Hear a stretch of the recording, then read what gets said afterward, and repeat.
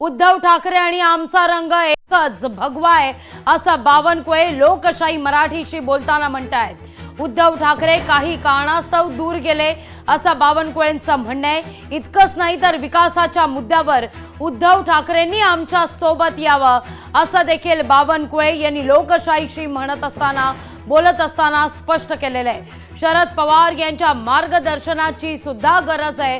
शरद पवार यांनीही एकत्रित येत मार्गदर्शन करावं असं बावनकुळे म्हणतायत। ऐकूया आपण।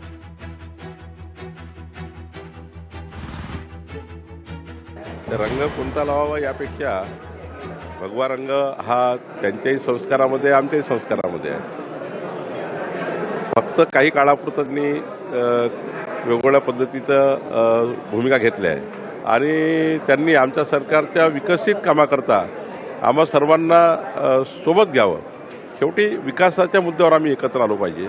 पवार साहेबाबद्दल तेवढंच आहे की त्यांच्या आयुष्यात त्यांनी जे काही महाराष्ट्राला त्यांनी महाराष्ट्राच्या जनतेने शरद पवार साहेबांना जी उंची दिली आहे त्या उंचीचा उपयोग आता देवेंद्रजींच्या सरकारमध्ये चांगल्या जे गतिमान पारदर्शी सरकार देवेंद्रजींचं चालू आहे याला अजून पुढं कसं नेता येईल।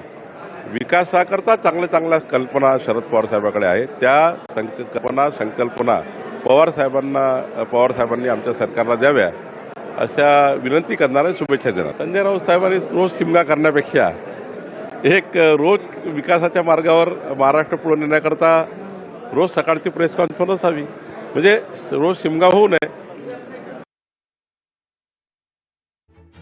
या घडीची सगळ्यात महत्त्वाची ही बातमी आपण पाहतोय।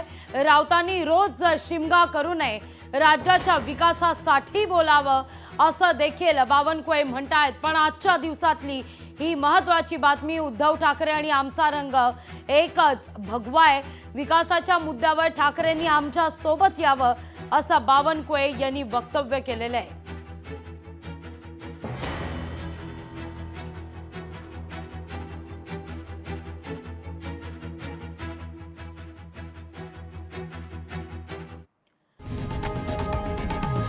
लोकशाही मराठी ऐका, पहा, जागरूक रहा।